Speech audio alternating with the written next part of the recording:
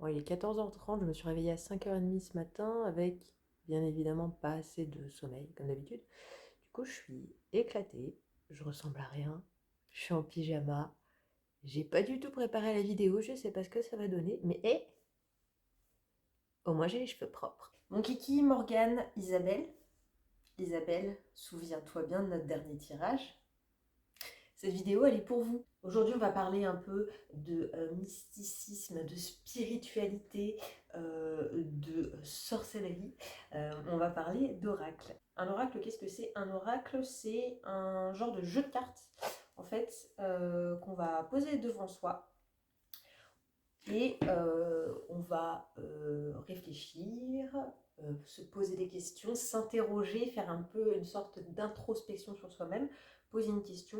Et on peut tirer soit une, soit trois, soit cinq, soit neuf cartes, si je dis pas de conneries. Moi, je fais que des tirages à trois cartes, je sais faire que ça, mais il faudrait que j'essaye d'en faire à plus. Quitte à devenir cinglé, autant y aller jusqu'au bout. Et donc, ça nous permet de trouver des pistes de réflexion, de faire des introspections sur soi-même, tout ça, tout ça. Voilà, c'est un peu de la spiritualité, c'est un peu mystique, voilà, mais c'est très sympa. Moi, j'en fais de temps en temps. D'ailleurs, s'il y a des gens qui tombent sur cette vidéo et qui sont des experts et qui trouvent que je dis des conneries, venez pas me faire chier. Moi, ça marche pour moi comme je le fais. Et je trouve ça très bien et ça me détend. J'aime bien faire ça le soir avant de dormir. Et surtout dans les périodes comme en ce moment où je me pose beaucoup de questions, bah, ça peut être sympa en fait. Très souvent, j'ai des réponses. Alors, c'est pas vraiment des réponses, c'est plutôt des pistes de réflexion. Mais j'ai souvent des tirages qui me parlent beaucoup. La raison pour laquelle je fais cette vidéo aujourd'hui, c'est que très souvent, je me fais bolosser par mes oracles. C'est-à-dire que ça tire à balles réelles en plein dans ma gueule. Et mon dernier tirage que j'ai fait il y a 2-3 jours était particulièrement violent à ce niveau-là. Donc moi je possède deux oracles différents. J'ai celui-ci que je me suis offert moi-même parce que je trouvais qu'il était très joli. Et j'ai celui-ci que Isa m'a offert parce que il est rose. Parce qu'il est très joli aussi. Et en fait, ce que je fais en général, c'est que j'ai ma question, j'ai mes interrogations, et je me fais un tirage de chaque oracle avec la même question en tête. Et en général, j'ai des réponses plutôt cohérentes entre les deux. Parfois, j'ai des tirages qui sont quasiment identiques avec les deux, et parfois, j'ai des choses qui soit n'ont rien à voir, où je comprends pas tout, mais parfois, j'ai des choses qui sont extrêmement complémentaires. Et là, c'est ce qui s'est passé la dernière fois. Donc, on va en parler en restant bien sûr le plus flou possible parce que j'ai pas forcément envie de dévoiler ma vie intime. Mais bon, c'est parti. Donc, techniquement, les tirages, je les ai faits l'un après l'autre avec chaque jeu et je les ai lus l'un après l'autre. Mais en fait, c'est en les mettant en lien que j'ai trouvé des choses vraiment cohérentes et que je me suis dit, ah oui, je m'en prends plein la gueule. Donc là, pour expliquer un peu, je vais lire les deux ensemble en fait. Donc, comment ça se passe? Moi, je tire du coup trois cartes. La première carte, elle représente le passé. La deuxième carte, elle représente le présent. Et la troisième carte, elle représente l'avenir. Alors, ce n'est pas des concepts passé, présent, avenir, vraiment ancrés dans le temps. C'est plus des indications, genre qu'est-ce qui s'est passé, où en est la situation maintenant, et en gros, qu'est-ce qui va advenir par la suite. Mais ça peut un peu se mélanger, c'est pas forcément, c'est pas une science exacte, c'est pas une science du tout, mais voilà. En gros, c'est l'idée, c'est à peu près comme ça que ça se passe. Du coup, quand on tire un oracle, en fait, on a des petits livrets qui expliquent pour chaque carte la signification et le message de la carte. Donc, moi, voilà, j'ai ma question en tête, hop, je pioche une carte, deux cartes, trois cartes, et ensuite, je lis les descriptions et j'en tire les conclusions que j'en ai à tirer. Et donc, on va partir sur mon tirage de la dernière fois. Donc, je tire première carte pour donc le passé, la situation, les choses qui se sont passées. J'ai tiré sur mon premier oracle le renard. Le renard, mots-clés, ruse, expérimenté, ingénieux, manipulation, mensonge, stratégie, travail, concurrence, piège, charme, intelligence. Signification. Notre renardeau est tellement adorable, il semble si doux et innocent. Qui se cache réellement sous cette douce fourrure? La carte du renard représente le travail, un travailleur indépendant, médecin, avocat. L'animal symbolise aussi le caractère fourbe, une personne qui utilise son charme pour arriver à ses fins, un manipulateur. Il décrit également une personne stratégique et intelligente. Message witchy, méfiez-vous de l'aspect attrayant d'une personne ou d'une situation. Voyez au-delà des apparences, elles sont parfois trompeuses. Utilisez votre flair, soyez plus rusé que le renard lui-même. Alors là, je vous lis l'intégralité de la description. Donc ça peut, une même carte peut vouloir dire plusieurs choses qui parfois, là, on a l'impression, voilà, mensonge, travail, pourquoi enfin, en fait, c'est par rapport à la situation.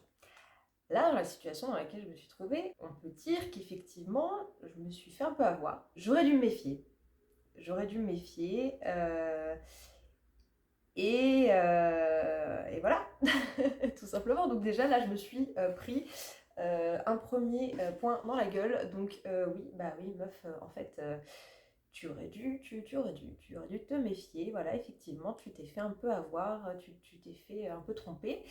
Et bah voilà, bah, c'est les cartes savent, les cartes savent. Donc je passe sur mon deuxième tirage, du coup, en complément. Euh, donc en tirant ma première carte sur mon deuxième oracle, je suis tombée sur celle-ci, le miroir. Alors le miroir, vous refusez de voir ce qu'il se passe vraiment, vous occultez toute responsabilité qui pourrait découler de vos actions et rejetez toute la faute sur les autres. Vous êtes complètement détaché et persuadé par votre ego que vous avez raison, ce qui peut être vrai dans un sens. Mais l'univers vous voit, il vous tend un miroir sous la forme d'une personne ou d'une situation, afin de vous montrer tel que vous êtes vraiment. Est-ce que vous aimez ce que vous voyez? Bien souvent, ce que nous reprochons aux autres est en réalité quelque chose que nous nous reprochons à nous-mêmes. Et si l'univers vous apporte ce miroir, c'est qu'il est temps de changer. Ce n'est qu'en vous regardant honnêtement dedans et en vous confrontant à vous-même que vous évoluerez.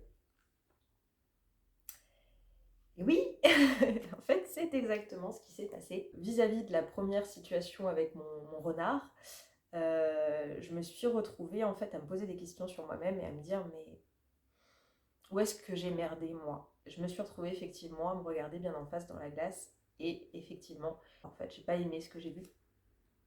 Et je me suis remise en question et j'ai accepté mes torts et j'ai présenté mes excuses pour les torts que j'avais eus. Donc voilà, là on est vraiment sur un tirage qui démarre bien en fait, qui te présente vraiment la situation telle qu'elle est. Ensuite, je vais passer sur les deuxièmes cartes de mon tirage qui représentent donc le présent, la situation actuelle, un peu la préoccupation présente. Donc j'ai tiré le grimoire et l'enfant. Alors le grimoire, mots-clés, secret, révélation, savoir, apprentissage, recherche, étude, formation, découverte, introspection, mystère. Le livre nous montre que certaines informations sont inconnues, dissimulées. Il représente également les études, les formations, les divers apprentissages.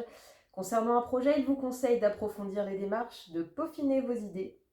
Pour une personne, il décrit un caractère introverti, de la pudeur et de la timidité à exprimer ses sentiments, des difficultés à se révéler tel qu'on est. Je vous invite à cultiver votre curiosité intellectuelle, une langue étrangère, un cours de chant, de dessin. Ne cessez jamais d'apprendre et d'évoluer. Ensuite, nous avons l'enfant. Votre âme d'enfant demande à s'exprimer. Souvenez-vous de vos rêves et de votre façon de voir la vie. Souvenez-vous de tout ce que vous vouliez accomplir lorsque vous étiez enfant. À quel point votre réalité actuelle est-elle différente? La vie et vos expériences personnelles ont peut-être creusé un fossé entre vous et vos aspirations. Alors rapprochez-vous de votre enfant intérieur. L'un de vos rêves d'enfance, celui auquel vous tenez le plus, pourrait bien se réaliser. Cette carte annonce une naissance, qu'elle soit littérale ou figurée. Quelque chose est en train de naître en vous, préparez sa venue afin d'avoir toutes les ressources et les connaissances nécessaires pour l'accueillir. Alors, là clairement, les cartes elles me disent meuf, on en a déjà parlé. Tu sais déjà ce que tu as à faire. Tu sais déjà sur quoi tu dois te concentrer en ce moment. Donc, arrête de nous casser les couilles. et concentre-toi là-dessus et sur rien d'autre. Voilà. Je ne vais pas entrer dans les détails, mais pour moi, le message, il était extrêmement clair. Et pour les gens qui me connaissent, je pense que le message est extrêmement clair. Et du coup, pour finir, les troisièmes cartes, donc le futur que j'ai tiré, je suis tombée sur la couronne de lys et la famille. Et là, encore une fois, je me suis un peu fait défoncer. Alors, la couronne de lys, mots-clés, harmonie, honneur, récompense, sérénité, plénitude, bien-être, maturité, patience, sagesse, vieillesse, pureté, respect. Signification, le lys représente l'harmonie, la sagesse, la pureté et la sincérité des sentiments. La carte nous demande également de faire preuve de patience, d'être loyal envers les autres et envers nous-mêmes. Elle représente aussi le froid et la période de l'hiver. Oui. Accueillez chaque expérience, aussi difficile soit-elle, comme une leçon de sagesse. Si votre rêve ne se manifeste pas malgré vos efforts, c'est que l'univers a prévu mieux pour vous. Patience. Alors, moi la patience, c'est pas mon truc, mais en gros, ça me dit attends, tu vas voir, tu verras. J'ai horreur de ça, mais c'est vrai, c'est ce qu'il faut que je fasse. Et donc la famille, qu'elle soit de sang ou de cœur, la famille est le centre de la vie. Quel que soit le chemin que vous empruntez, son départ se trouve toujours au même endroit. Si vous tirez cette carte, c'est qu'il est temps de vous reconnecter avec votre famille. Vous avez besoin de retourner à la source de votre vie pour mieux avancer. Voilà, donc là on me dit, respire, sois patiente, c'est Noël, va voir ta famille, laisse le temps faire. Je me suis fait défoncer par les cartes. On y croit, on n'y croit pas. On peut se dire que on interprète des choses selon la situation, qu'on se force en fait à trouver un vrai message, alors qu'il n'y en a pas. Ça m'est déjà arrivé moi d'avoir des tirages où je me suis dit mais ça n'a rien à voir avec ce que je demande là. Où j'ai pas compris, peut-être que j'étais pas dans le mood, peut-être que voilà, j'étais pas bien concentrée, peut-être que mon tirage il voulait rien dire, d'accord. Mais là, on est sur deux tirages différents, de deux oracles différents, qui se complètent parfaitement, qui sont totalement adaptés à ma situation et qui m'en mettent plein la gueule. Donc voilà, j'avais envie d'en parler.